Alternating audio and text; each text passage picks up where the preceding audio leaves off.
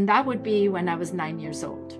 And I was in India, in Calcutta, standing on our stoop in our building, and I had a knife to my throat, a knife that I was holding to my throat, deciding whether I should push that in further and end my life.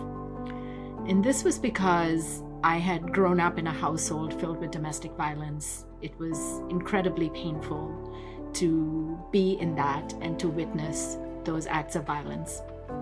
And I thought if I pushed that knife in further, I'd be done. I wouldn't have to deal with this.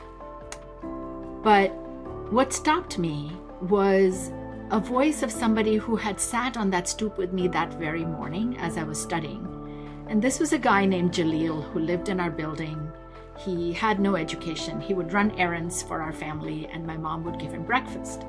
And so Jalil was sitting there dunking his loaf of bread into his tea, and I was sitting there studying, and he had said, with his voice filled with way more faith in me than I had in myself, how I was going to be successful and go so far, and because I worked so hard and I studied so well.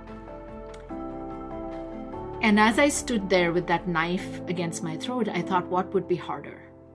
To push that knife in and finish this unpleasantness, this pain, once and for all? Or to trust that Jalil was onto something and that I would get through this on the other side?